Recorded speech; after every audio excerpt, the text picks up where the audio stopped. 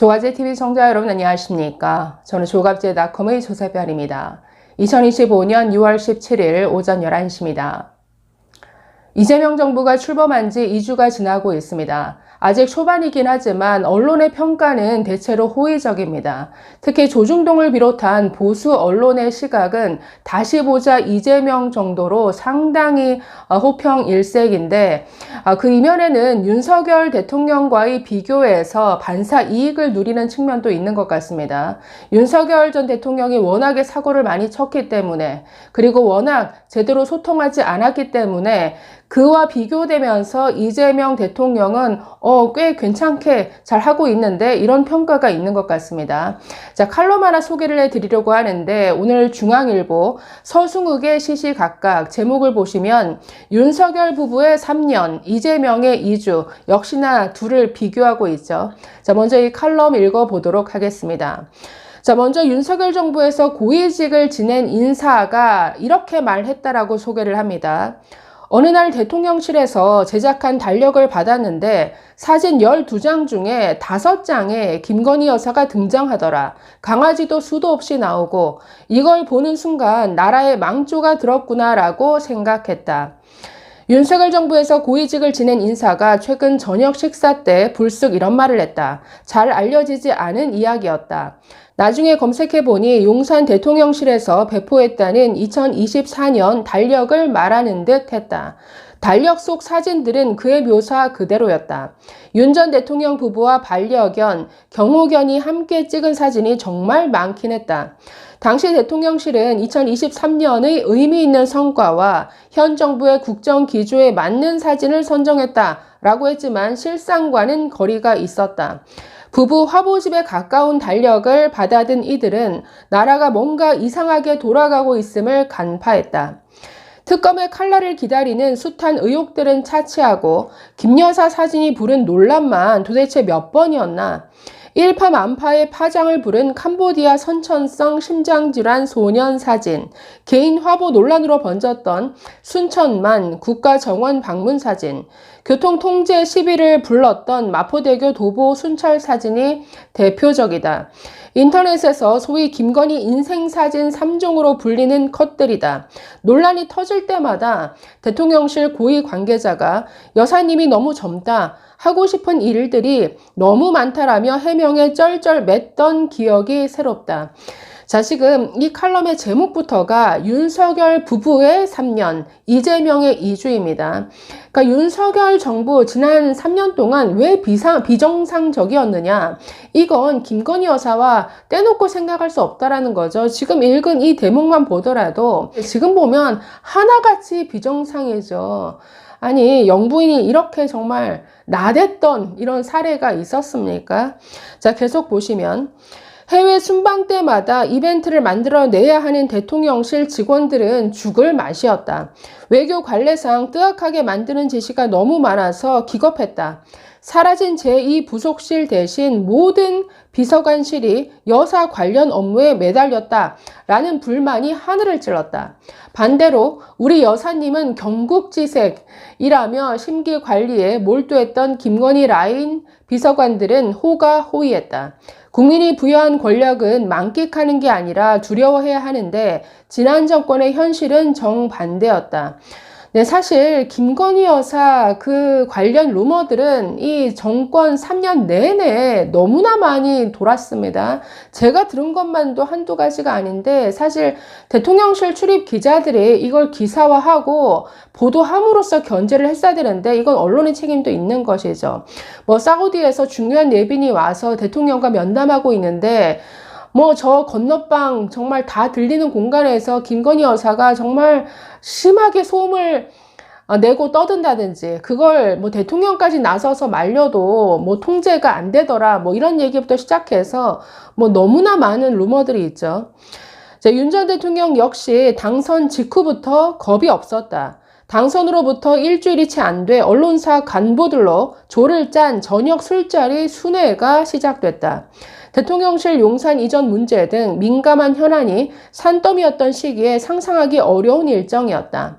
술이 고픈 당선인이 소통을 핑계로 일부러 만든 자리 아니냐고 의심하며 집무실 주변 식당으로 불려나간 언론사 간부들은 거침없는 폭탄주 세례에 추풍낙엽 신세였다. 그날 대통령의 입에서는 설익은 정보와 구상이 마구잡이로 튀어나왔고 이는 훗날 국정 운영에 두고두고 부담이 됐다. 권력은 내 것이 아니라 국민에게서 위임받은 것인데 부부에게는 이런 의식이 너무 희미했다. 그리고 이는 결국 계엄의 형식을 빌린 국민 계몽령이라는 허무한 폭주로 귀결됐다. 네, 이 정도였으니 사실 뭐 이재명 대통령 그냥 평이한 수준으로 하더라도 이거보다는 낫다. 네, 상대적으로 호평을 받을 수밖에 없는 이런 구조라는 거죠. 자, 이제는 이재명 대통령 차례입니다. 자, 이재명 대통령이 당선된 지 오늘로 꼭 2주가 됐다. 성적을 따지기에는 너무 이르지만 무난한 출발이라는 긍정평가가 꽤 많은 듯하다. 대통령 비서실장의 며칠 새 퀭해진 얼굴이 이재명 정부의 상징으로 떠오르는 등 새 정권에 대한 국민의 기대와 관심도 높은 편이다. 취임 이후 이 대통령이 쏟아낸 말 중 공직자의 1시간은 전체 인구를 곱한 5,200만 시간의 가치가 있다라는 대목에 특히 눈과 귀가 간다. 이 말이 의미하는 공직자의 공복의식이야말로 윤 전 대통령 부부의 몰락을 부른 권력 사유와의 대척점에 서 있는 개념이기 때문이다. 이 대통령은 3년 전 대선에서 석패한 다음 날 통화에서 꼭 부탁드리고 싶다. 진짜 꼭 성공한 대통령이 되어 주십시오. 라고 윤 전 대통령에게 간곡하게 말했다고 한다. 그랬던 이 대통령이 이젠 대한민국의 명운을 걸고 반드시 성공해야 하는 반대 입장에 서 있다. 대통령의 힘과 시간은 자기를 위해서가 아니라 국민을 위해 써야 한다는 기본적 원칙에만 충실해도 성공에 한 발짝 다가설 수 있다. 윤 전 대통령 부부의 반대로만 하면 그 길이 훨씬 더 잘 보일 것 같다. 자, 그래서 영리한 이재명 대통령은 지금까지는 정말 그 반대로만 하고 있는 것 같습니다. 국무회의 그 장면만 봐도 과거 윤석열 정부의 국무회의 윤석열 대통령이 1시간 중에 59분을 떠든다고 하더라. 그러니까 혼자 떠드니까 그 장관들, 실무 책임자들이 하는 말을 들을 기회가 없는 거죠. 그러니까 혼자 떠들다가 다 끝나는 국무회의. 이런 얘기 너무 많았죠. 그리고 날마다 대통령이 격노했다, 화를 냈다. 뭔가 소신을 가지고 어떤 직원, 충원을 할 수 없는 이런 분위기. 그런데 지금 이재명 정부의 국무회의는 지금 윤석열 정부의 어떤 내각으로 구성되어 있습니다. 지금 국무회의가 윤석열 정부의 장관들 데리고 하는 국무회의인데 오히려 그들의 이야기를 경청하려고 한다라는 거죠. 그래서 국무위원 중에는 나 국무회의에서 발언한 거 이번이 처음이야. 이런 말을 한 사람이 등장할 정도로 대체 지난 3년 동안 대체 어땠길래 이재명 대통령이 이 정도만 어떤 그들의 의견을 청취하고 경청해 주는 것만으로도 지금 박수를 받을 정도니까 정말 지난 3년은 어떠했는가 생각을 다시 하게 되죠. 자, 이재명 대통령의 행보는 굉장히 어떤 실용적이고 실리적이고 실무적인 이런 흐름인 것 같습니다. 그 어떤 실용적인 관점이 그 취임 당일 새 정부 첫 인선 발표에서도 이제 드러난 게 있는데 당시 일본 기자가 한일 관계에 대해서 이렇게 질문했습니다. 지난 정부의 강제징용 문제 해결 방안을 그대로 진행할 것이냐. 자, 여기에 뭐라고 답했냐면 국가 간의 관계는 정책의 일관성이 특히 중요하다.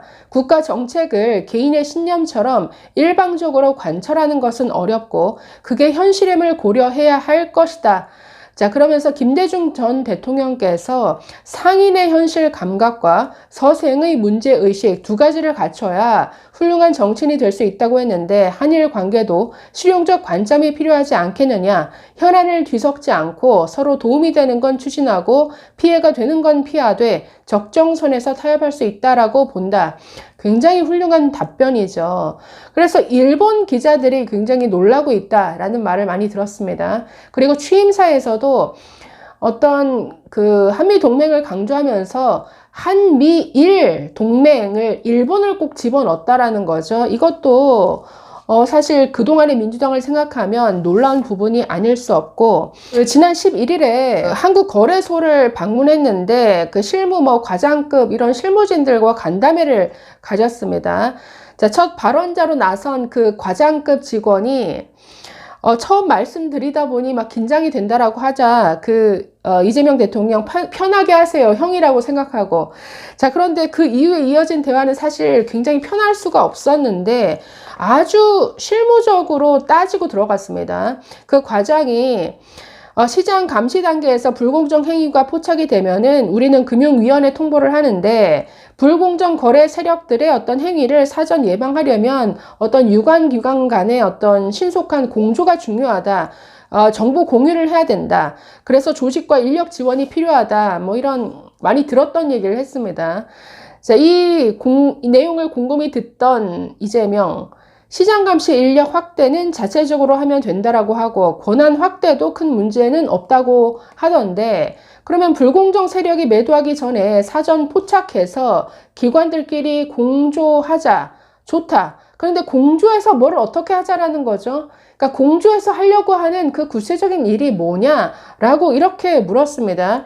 자, 그러면서 계속적으로 어떤 그 구체적인 방법을 가지고 대화가 오갔다라고 하는데, 그러니까 이런 식의 굉장히 실리적이고 실무적이고 구체적인 이런 대화가 회의석상에서 오간다라는 것, 이건 굉장히 신선한 것 같습니다. 자, 그래서 이재명 정부의 2주 아직 판단하고 평가하기는 이런 시점이긴 합니다만, 대한민국의 이익을 중심으로 정말 이런 실리적인 행보가 앞으로 더 이어졌으면 하는 바람입니다. 물론 민주당의 여러 폭주도 있습니다. 검찰을 거의 해체해 버릴 것만 같은 이런 기세로 밀어붙이는 이런 황당한 법안들도 있는데, 이에 대해서도 이재명 대통령이 어느 정도 견제해 주기를 기대해 보겠습니다. 감사합니다.